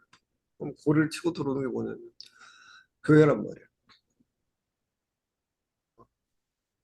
그러니까 이제 공산당 빨갱이들은 일단 신부들이 싫어하고 저것들은 그러니까 빨리 소련 가든지 지옥에 가든지 둘 중에 하나야. 그러니까 사실 뭐 대중적 수준에서는 그러니까 이게 이제 그런 적대가 있었다는 거. 나중에 이제 지나면서는 이 사람이기 때문에 그게 이제 완화되긴 하는데 일단 그런 사회였다고 하는 거. 그러니까 이제 이 시대는 이제 그러다 보니까 음, 요 질서가 중심인 거예요. 그래서 아까 얘기했던 이제 공산당이 센 나라는 노동조합 운동을 보게 되면 짝짝 다리가 찢어져요. 미국이든 영국이든 개입해가지고. 그러니까 이탈리아가 세계 CGIL, CISL, UIL 해서 세 개의 노총으로 찢어져요. 합치면 엄청난 힘이 되니까 쪼개는 거죠. 프랑스 세제떼포, CFT 등등등 계속 쪼개놓는 거예요. 그래서 이게 이제 정파 노총의 유형이라고 부르는 거고. 반면에 이제 좌파가 소수파, 공산당의 소수파인 나라. 독일 같은 경우 노총이 대개배. 근데 거기는 없어. 영국에는 공산당이 있어. 있긴 있는데 소수야. 그런 경우에 이제 발을 못 붙이게 제어하는. 그러니까 이제 노동조합의 제1번 의제가 냉전 의제. 모든 정치 핵심 의제가 이 공산당 박멸, 좌파 박멸, 이 이제 의제로 되는 이런 식이었다고 이제 이러시는. 이 와중에 이제 어쨌든 3인당은 그러니까 계급 정당에서 사실 뭐 형이하다는 계급 정당이죠. 좌에서 우였으니까. 이제 어쨌든 59년 바드 고데스베르크에서 완전히 이제 우리 국민정당이다. 계급정당 아니다라는 선언을 하면서 이제 선을 그어버리는 거죠. 사실 선언은 이미 그어졌는데 이미 전에 그어져 있는데 이제 그걸 확실히 이제 그어버리는 거예요. 그러면서 이제 자칭 자기들은 민주적 사회주의, 사민주의는 노예의 소지가 많으니까 이제 사회주의인데 앞에 민주적. 그러니까 저쪽은 사회주의인데 비민주적이라는 얘기죠. 그런 갈라치기를 하는 거죠. 그래서 이제 이 사민주의가 이제 완전히 노동과 자본 사이에 끼인 세력이 되고 동시에 이제 거꾸로 자본주의의 관리. 이쪽이 이제 사민주의의 이제 전성시대라고 얘기하는 게 소위 이제 30년간 케인즈주의가 이제 지배를 하는 거죠. 케인즈주의가 이제 지배한다는. 그러니까 이제 30년 대공황에 대한 해결책으로 제시하니까 이제 그게 사민주의. 그러니까 원래 사민주의 원래 갖고 있던 그 이론을 갈아치기를 하는 거죠. 케인즈주의로. 갈아치기. 그러니까 케인즈주의 플러스 민주주의로 갈아치기 하면서 이제 에, 그러니까 공산당만 제끼고서는 계속 이제 그 집권 세력이 되는 거죠. 그런 식이다 이렇게 보시면 되고. 그 다음에 이제 민족해방운동 제가 여기서는 이거 많이는 못 다뤘는데 사실은 이제 이 시기를 그 냉전적 구조를 갖다 깨는 중요한 힘이 바로 이제 그런 깨는 힘들이 이제 이 식민 독립과 민족해방운동이었다. 그러니까 거꾸로 뒤집으면 미국이 냉전으로 몰아가지 않을 수 없는 이유가 이 사회주의 진영이 이제 제3세계에 대한 영향력 확장, 확장되면 사실은 자본주의가 역으로 고립되는 거니까 그걸 막기 위한 전면적인 전쟁은 이제 그쪽에서 벌어지는 거죠. 그러니까 냉전이라고 했을 때 이제 전쟁을 물리적인 전쟁하지 않는다는 의미에서 냉전인데 실제로 냉전 시대라고 하더라도 굉장히 많은 열전들이 있었다는 거죠. 실제로 총성. 그거는 미국, 유럽을 제외한 나머지에서 대리전의 양상으로 벌어지는 거죠. 전쟁이 있었고 그다음에 이제 주요하게 혁명이 있었다는 거죠. 그래서 이게 이제 살떨리게 하는 거죠. 저번 입장에서는. 그래서 이제 알제리 혁명이 있었고 쿠바 혁명도 있었고 뭐 베트남 전쟁 그런 되게 중요한 전쟁인데 이거는 굉장히 큰 영향을 주는 거죠. 이 이제 냉전 체제가 깨지고 진보적 방향 갈 수 있겠다라고 하는 이제 커다란 희망을 주는 건데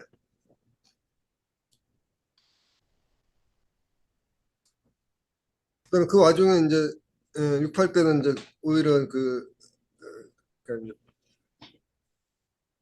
세계 중심부라고 볼 수 있는 유럽에서는 유럽 미국에서 혁명 안 돼 그랬는데 좀 생각하지 못한 형태의 혁명이 일어난 거죠.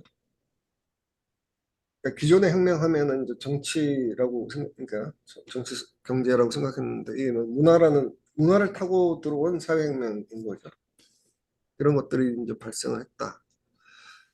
그러면서 이제 그 68에서는 신자파 사회운동이 있는데 이제 길게 설명할 수는 없고요. 간단히 얘기하면 그들은 이 이제 두 구좌파, 그러니까 좌파의 우파인 삼인주의든 좌파의 공산당이든 공산당도 이제 이 냉전체 살기 위해서 굉장히 많은 이제 그 타협을 하는데 이제 이들을 강력하게 비판하죠. 비판하고 오히려 이제 이들의 이제 신자파는 제3세계의 민족해방운동과 혁명에 동의하고 자기들 혁명이라고 생각하는 겁니다. 물론 이제 신자파가 그런 방향으로 공산당 다음 버전의 이제 당을 만들었냐? 못 만들었어요. 만들지 못했지만 그 흐름을 강력하게 밀어붙였다라고 얘기할 수가 있는 거죠. 자, 표로 쭉 넘어가서 설명드리면 표들은 19쪽에 사실 이제 2차 대전 직후에 사실 공산당들이 전후 연립정부에 다 들어요. 전쟁 복구하기 위해서 이제 좌우 합작 시대니까 들어가서 이제 했을 때 좌파가 괜찮죠.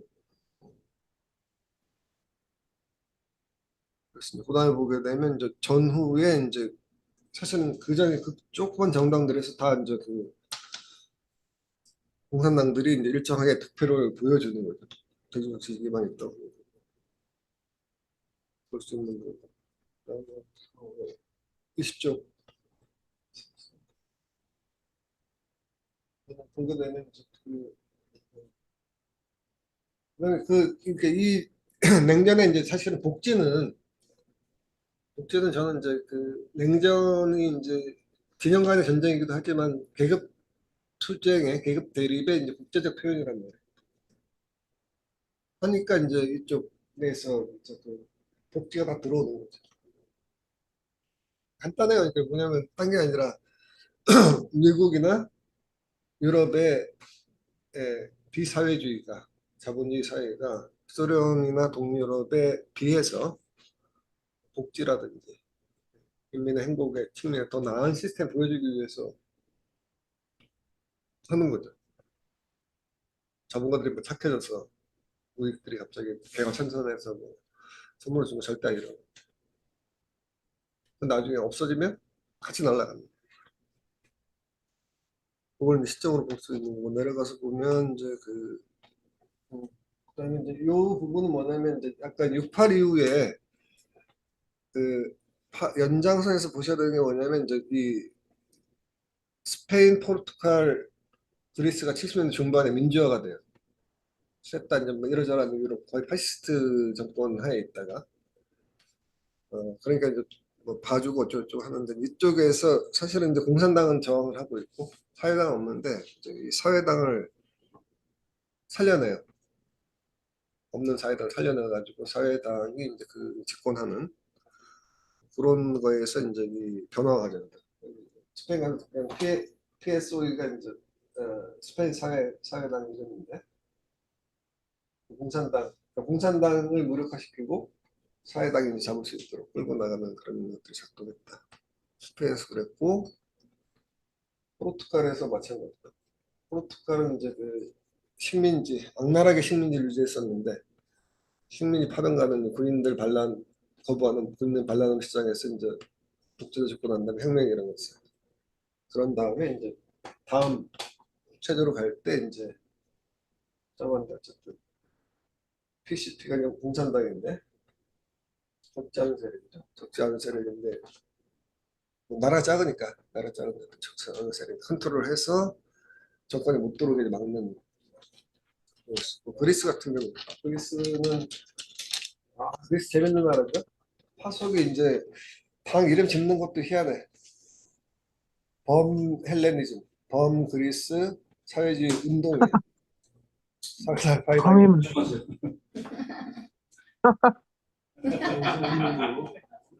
근데 79년에 정권이 안 돼.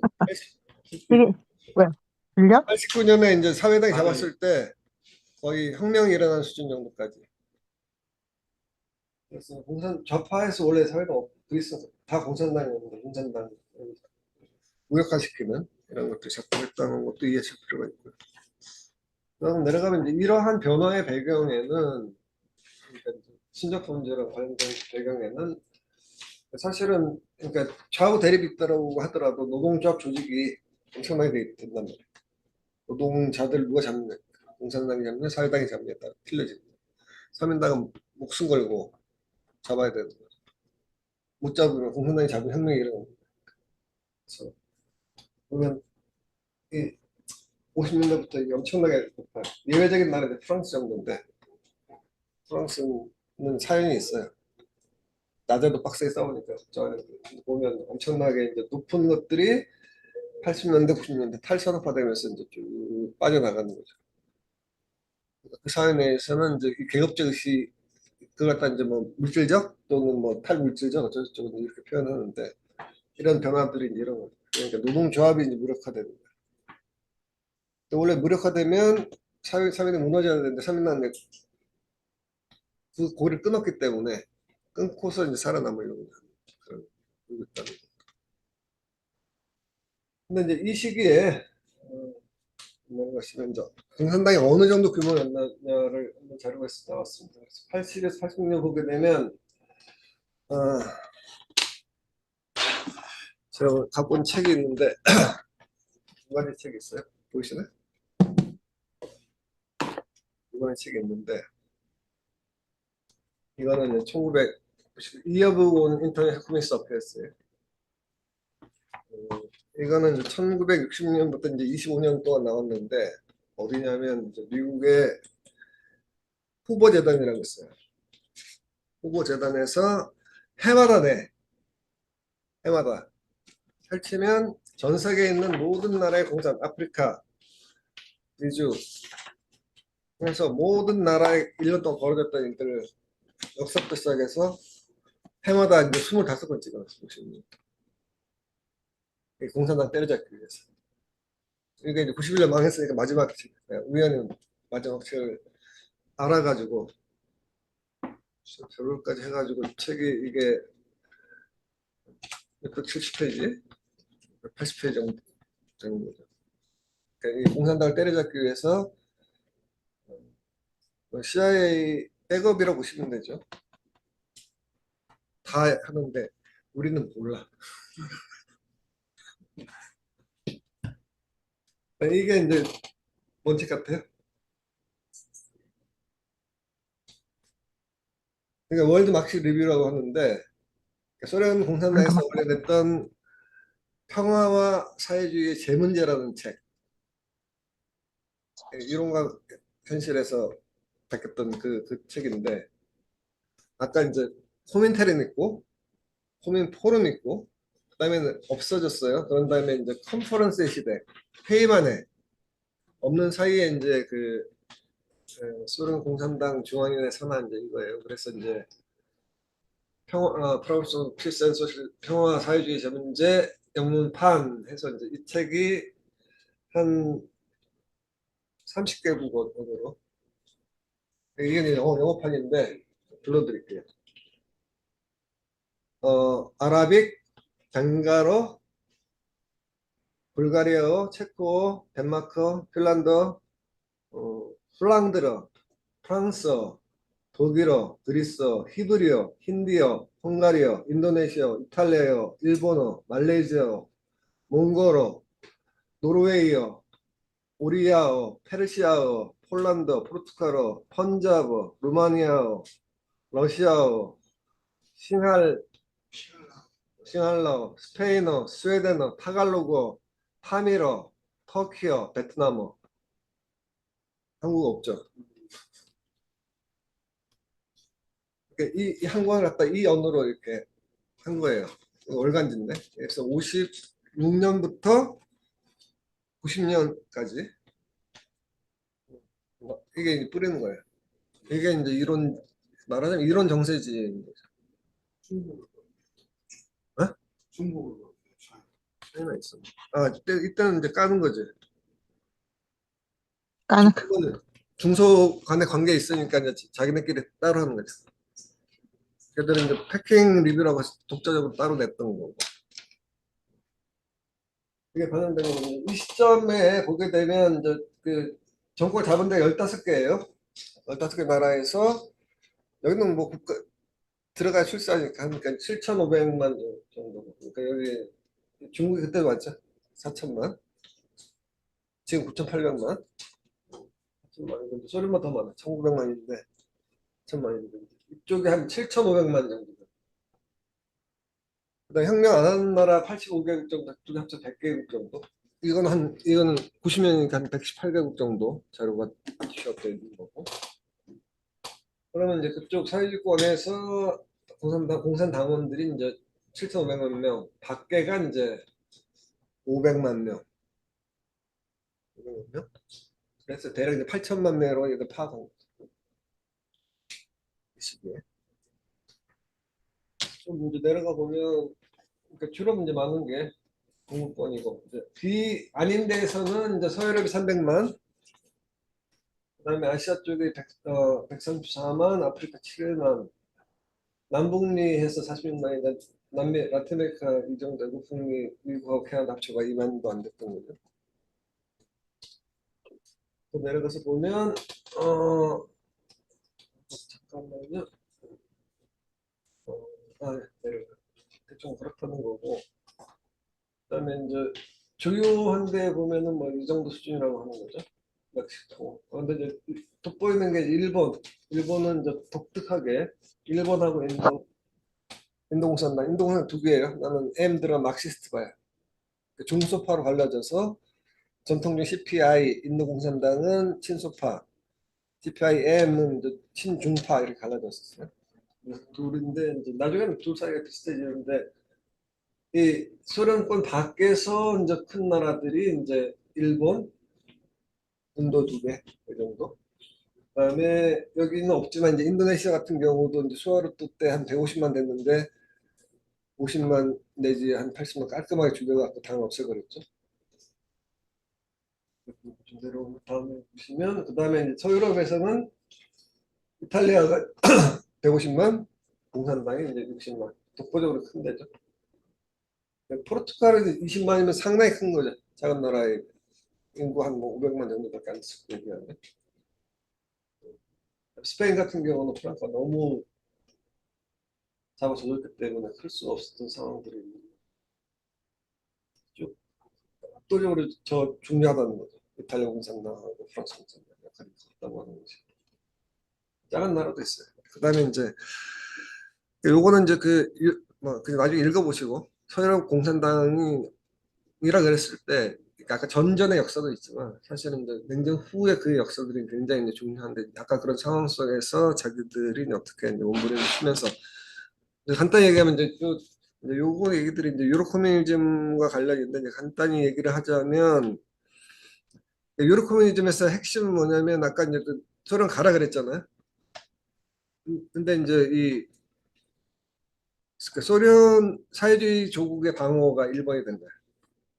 자기들이 조국이라고 얘기하니까 그 조국에 가라는 거지. 이탈리아에 있지만 프랑스 있지만 가라고 하는.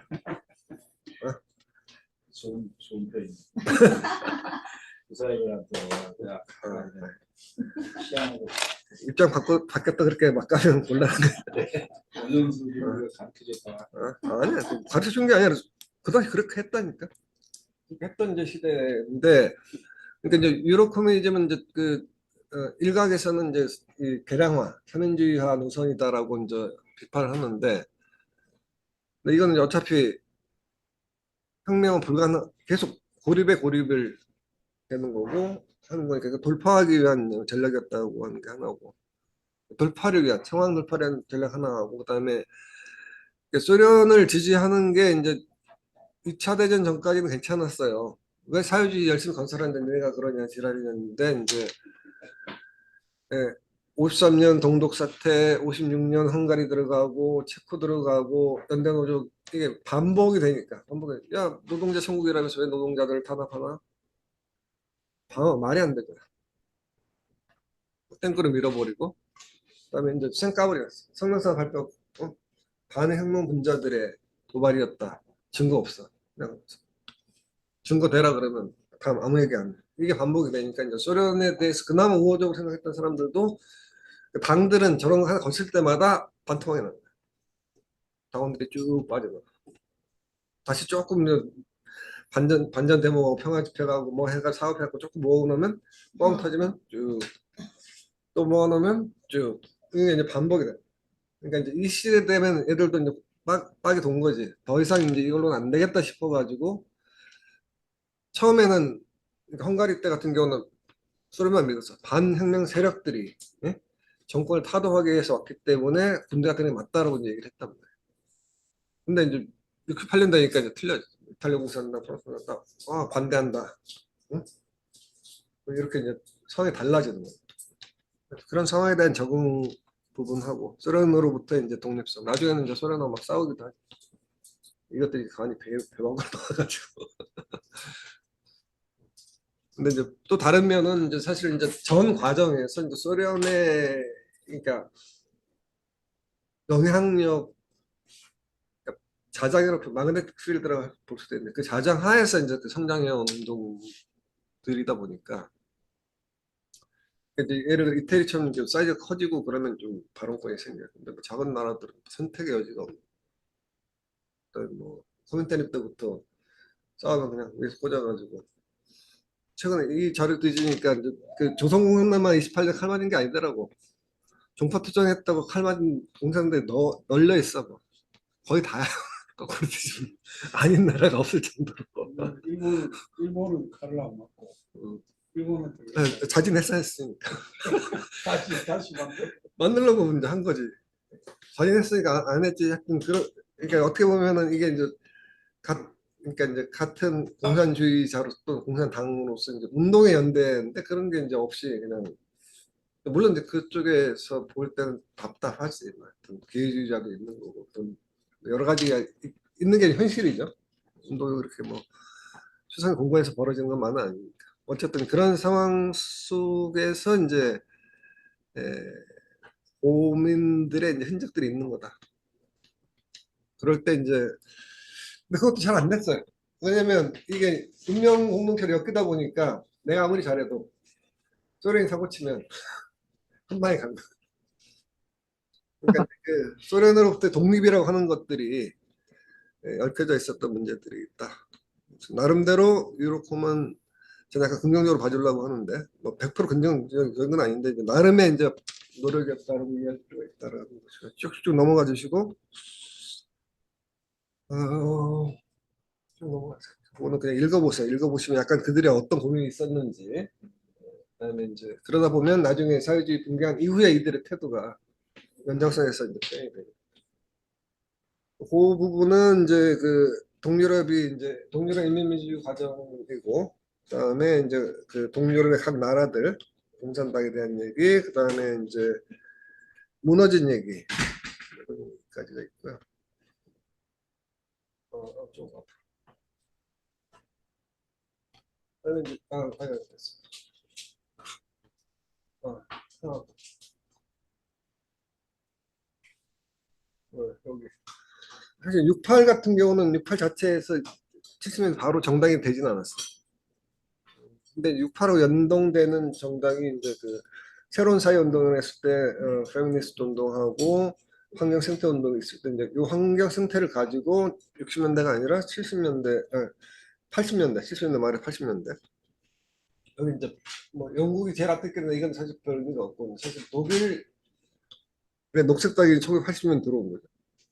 들어오면서 이제 아주 작게 큰 3인당, 작은 공산당, 비스무리한 녹색당 이렇게 되는 거죠. 그래서 녹색당이 이제 등장해서 이제 세력을 확장까지는 아닌데 그러니까 세력으로까지는 안 됐는데 이제 그 리스트가 있고요. 내려가서 봅시다. 좀 내려가면 이제 이거 이제 그 아시아 제3세계 독립 같은 경우는 이제 그 라틴 아메리카는 전부 다 19세기 거의 다 됐고 대수 이미 이슈가 없고 아시아하고 아프리카에 이제 그 독립들이 있었는데 이제 정신 없죠. 정신 없는 리스트가 그 독립 날짜를 보게 되면 옛날 이집트가 좀 이런 편이지만 전부 다 이제 2차 대전 후에 50년대 갑자기 이제 뭐그 원래 얄타나 이런데 카이로에서 모였을 때 그러니까 미국이나 영국 생각은 독립은 시켜줘야 될 것 같은데 빠르면 10년, 늦으면 20년 몰라 그냥 뭉개려고 했는데 그냥 터져 나온 거죠. 터져 나오면서 그 소위 제국의 시스템이 다 이제 붕괴되는 거죠. 그러니까 이제 식민지는 다 사라지고 신식민지 시대가 되는 거죠. 그다음에 이제 그러니까 이 흐름이기 때문에 보세요. 이걸 신문 기사를 읽어봐. 저쪽에서 계속 뭐 사고 터지는 거야. 계속. 그러니까 이게 뭐 쉽게 넘어간 게 아니라 이제 거기에 이제 에, 막스레닌주의를 추종하는 국가들 여기 이제 뭐 밑에 뭐 리스트가 있잖아요. 소말리아라든지 지금 소말리아는 저는 상상도 못하는 당시인데 한때 민족해방 좌파가 잡아서 그 사회주의 하겠다고 꿈꿨던 나라예요. 망하니까 저렇게 망가지는 걸 보여주는 거. 소말리아 있고 그다음에 콩고, 에티오피아, 모잠비크, 앙골라, 베닌 이런 나라, 베냉 이런 나라들. 그다음 이제는 예멘과 아프가니스탄, 리비아까지. 약간 뭐 결은 틀린데. 그러니까 이들이 이제 어떻게 보면은 냉전 시대에 이제 자본주의 제국주의 시스템에 대한 도전 세력인 거예요. 그러니까 사회 그러니까 두 가지 그러니까 자본주의 두 가지죠. 하나는 사회주의고 사회주의는 이제 자기들이 집중해서 작사를 냈는데 뒤통수 맞이 터지는 게 이제 이 제3세계에서의 이제 그 민족 독립과 민족 해방 투쟁들. 거기 혁명 하나 터질 때마다. 그러니까 여기서 이제 길게는 안 다뤘지만 예를 쿠바 혁명은 라이스마 전체 제가 올려놓은 이제 그 교환이나 자료를 보게 되면 쿠바 59 쿠바 혁명으로 인해 가지고 사실은 그 운동 세대가 유럽하고는 좀 달라요. 다 게릴라 총을 들었기 때문에 총을 든 세대가 이제 하나 들고 지금 핑크라인은 그 다음 흐름이란 거예요. 이게 더 이제 그 시스템을 더 공격했다라고 하는 것이고 뭐 이런 시대였다는 거죠. 여기다 쓰게 되면 안 그래도 긴데 너무 길어질 것 같아서 이 정도 생략하고 또 다음 버전은 다음 버전 듣고 자 문제는 이제 그 다음이죠. 나오고 나니까 갈 데가 없죠. 갈 데가 없어가지고 이제 재구성하는데 지금 이제 그래서 이제 지난번에 제가 이제 한 3주 전에 이제 푸닉스에서 그 소위 이제 급진자파 운동 좌파 정당들의 현상때 그래서 다뤘습니다. 쭉 내려가셔가지고 쭉 내려가셔서 33쪽 정도 보게 되면 이제 지금 옛날에는 신경도 안 쓰다가 요즘 와서 좀 관심을 가진 사례들이 좀 있었기 때문에 뭐 거칠게 언급하자면 뭐그 이탈리아에서 공산당이 공신 가라시는데 안 따라간 재건공산당이라든지 그다음에 이제 2008 경제위기 이후에 이제 그리스의 시리자라든지 급진좌파연합 그다음에 스페인의 이제 포데모스 등 해서 이제 새로운 좌파 세력들 따지자면 뭐 원래 68 새로 수렵할 때 나왔어야 되는 그런 컨셉의 당인데 이제 그것들이 이제 시차를 두고 지금 이제 나타났다 이렇게 볼 수도 있는 거죠. 그래가지고 뭐 잡다한 얘기는 건너뛰고 그래서 이제 지금 현재 현존하는 이게 있을 때도 복잡하더니 망하고 나니까 더 복잡해. 응. 그러니까 공산당이 꽉 잡고 있을 때는 이제 나가면 죽어 그러니까 굉장히 응. 중요한 사건 있을 때만 쪼개고 나가는데 대장이 없어지고 나니까 형이 없어지고 나니까 그냥 좀만 싸우면 집 나가 애들이. 저희 엄마가 애들 잡아줘 얘가 여럿이 잡아줘야 되는데 엄마가 잡아줄 때는 그래도 집에 있는 척 하다가 엄마가 집 나가니까 다 나가. 엄마가 진짜. 어? 하여튼 그런 꼴이지. 아 그래서 이제 그 엄마가 좋으니까. 다양한 세력들을 크게 엄마가 누가? 응? 고이름이지 누구야? 왜 음소가 하라고 그래? 근데 소련이 네. 망한 다음에 음, 소수는 소련 상관없고 음, 소련이 망한 건 소련 모델이 망한 거지 공산주의 망한 게 아니기 때문에 우리는 갈 길을 간다가 이제 포르투갈 공산당 그리스 공산당 그다음에 그건 아니지 않냐. 어? 우리 공산당의 레터는 달지만 과거하고 달라져야 된다. 혁신 공산주의 계열이 이성 공산당이 있었고 근데 이제 공산당 떼자 솔직히 얘기해서 부담스러우니까 떼자 그냥 좌파 이렇게 하는 세력들이 이제 뭐 좌파당이라든지 등등도 있고 그다음에 이제 아예 깔끔하게 해산한 애들도 있어요. 영 공산당 짜증나게 하는 게 아니라 깔끔하게 해산하고 찢어지는 이런 당들이 있는 약간 겹치긴 하는데 최근에 이제 어쨌든 그뭐 LFI는 이제 불굴의 프랑스라고 해서 이제 멜랑숑 들어봤죠. 장르 멜랑숑 프랑스 대세에 3등한 사람이 있어요. 그 사람이 만든 정당이고 해서 새로운 정당들이 네? 좀 생겨나고 있는 이제 흐름이어서 그 밑으로 내려가면 이 흐름들을 이제 크게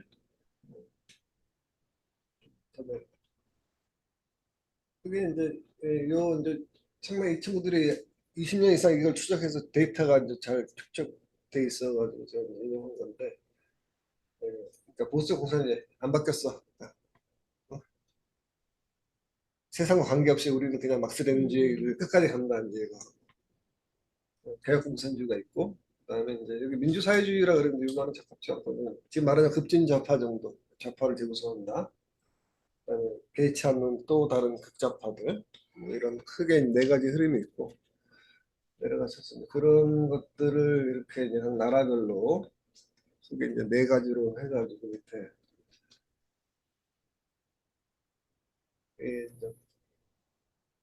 요 첫 번째 경우에는 그리스 공산당, 포르투갈 공산당 등이 있고요. 그다음에 제공 공산당, 그다음에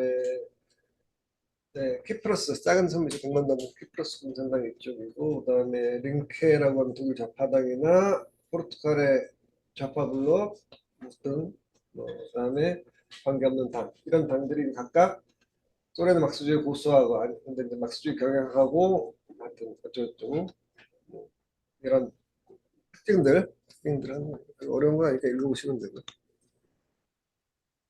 그런 거에 따라서 이런 경향성에 따라서 좀 내려가셔가지고 그다음에는 이제 여기에 이건 좀 다른 구별인데 좀 그 전에 조금 더 오래된 구별인데 이제 하여튼 좀 더 세분해서 이제 당들 구별했던 것을 한번 검토해 읽어보시면 되고 조금 이제 정리를 하면 그러니까 아까 이제 요게 이제 세부적으로 그 속한 당들의 이름이 뭐 이거 들어봤자 5분밖에 안 되니까 이런 게 있었다 대략 넘어가 주시면 되겠고 그래서 이제 이런 당들이 나라별로 이제 주요한 그 당들 리스트예요. 리스트고 최근 선거에서 몇 표를 얻었고 그다음에 당 정당 중에서 랭킹이 매기고 국회 현재 의석수 그다음 정부 참여수 해서 이제 이 범위에 있는 아까 얘기한 3인당 왼쪽에는 좌파 정당들의 리스트업이 쭉 되어 있습니다. 읽어보시면 돼요.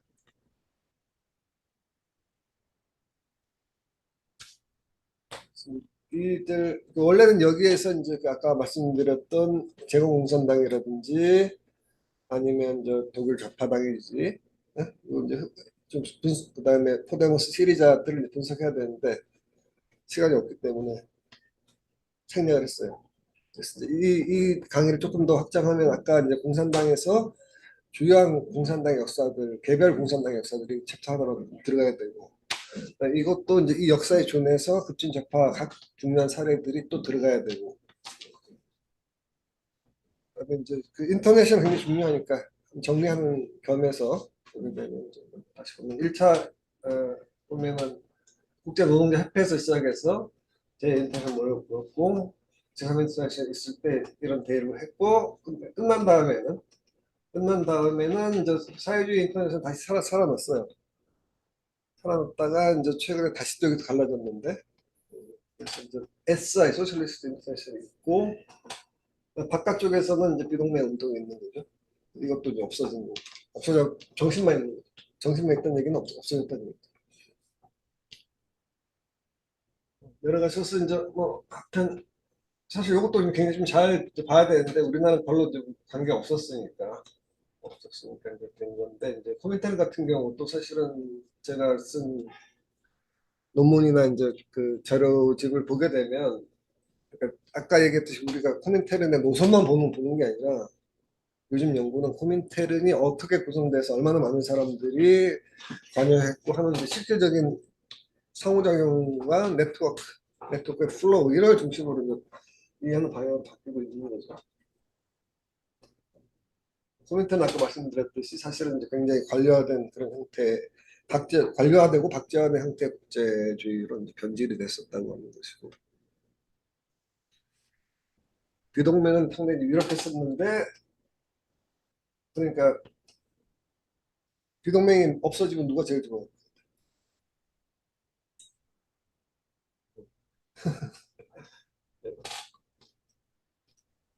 근데 이제 지금 저 종식 이후에 핑크타이드 밑에는 이제 상파울로 포럼이 있거든.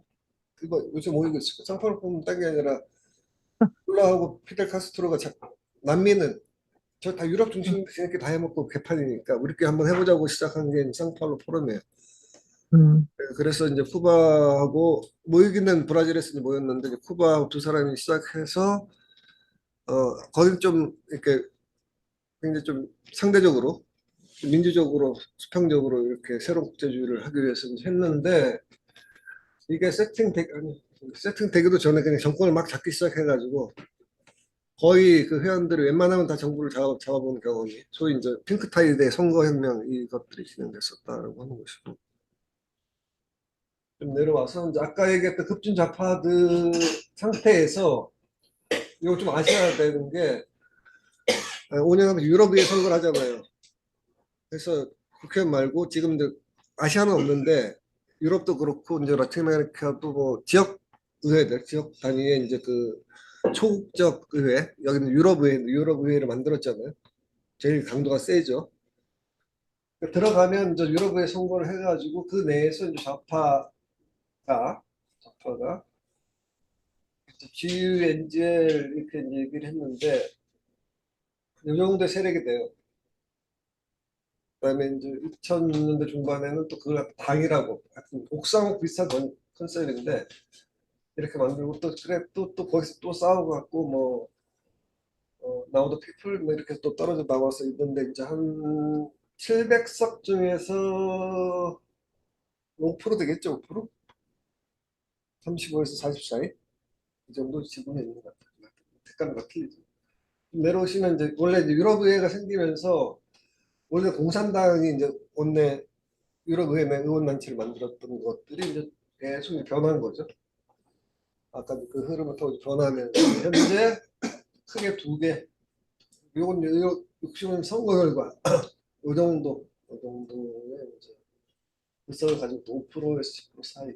그래서 이제 유럽 통합좌파, 그다음에 저쪽에 이제 노르딕, 그러니까 스칸디나비아 쪽은 이쪽에 아마 그 사이 시간에 녹색화, 그 녹색당이 따로 생긴 게 아니라 좌파당 녹색당 전환해서 녹색 좌파가 된 거예요. 그래서 그걸 합쳐서 뭐 원내 단체를 갖다 만들어 있다.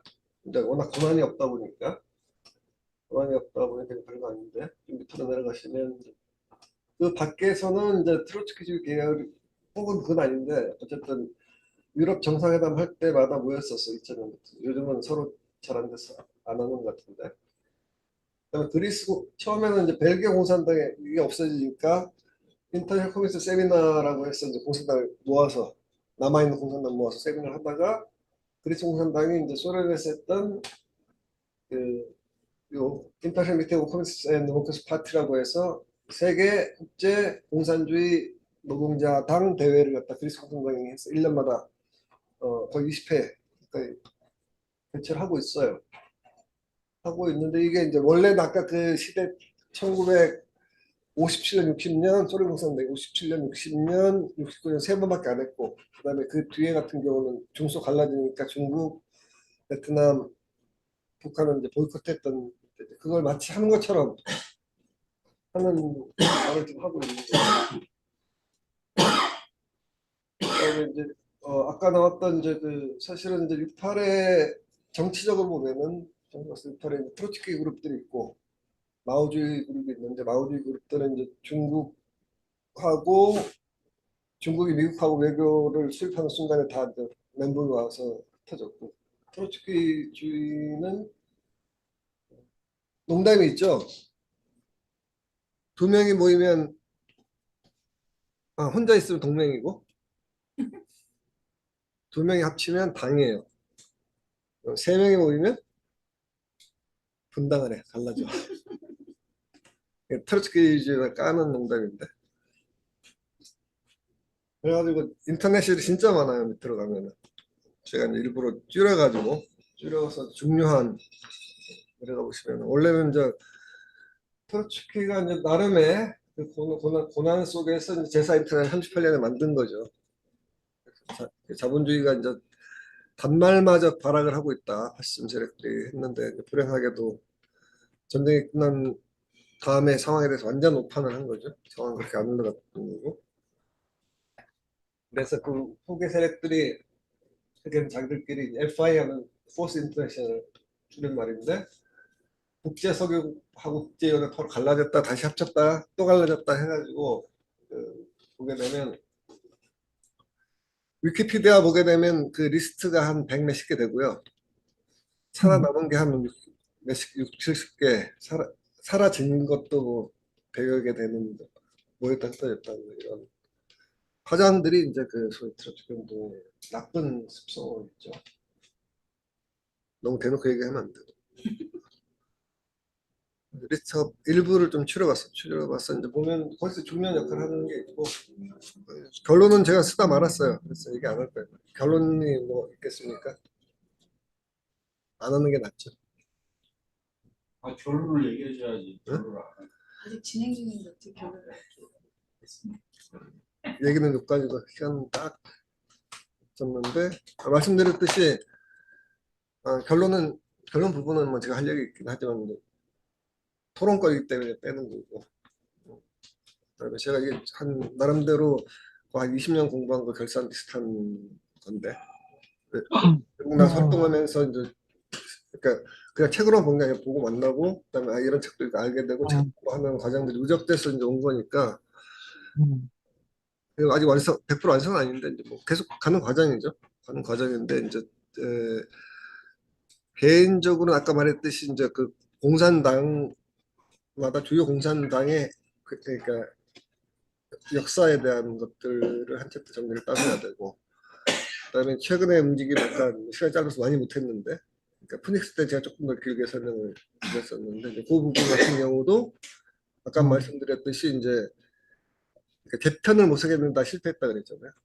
제공공산당과 그다음에 몇몇 사례들 그리스 물론 이제 뭐 시리자나 포데모스라든지 이런 새로운 변화의 움직임들에 대한 것도 개별 사례로 정리를 좀 해서 넣어야 되거든요. 제가 뭐 대충 흐름은 알고 있는데 조금 더 데이터를 가지고 선거 자료라든지 뭐 아니면 그쪽에 대한 뭐 그런 자료들은 이제는 거의 웬만한 자료를 제가 다 확보를 했기 때문에 다음 단계는 그런 것까지 보완해서 발표를 할 수 있는데 그러면 한 번 갖고 안 되죠.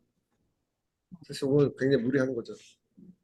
말도 안 되게 이제 막 지어 4년간 강의를 들어야 될 것 같아요. 4년은 뻥이고 그 챕터 하나가 사실 한 강 정도 이렇게 한 6개 되면 조금 더 상세한 이제 디테일한 얘기를 들을 수 있겠죠. 이상입니다.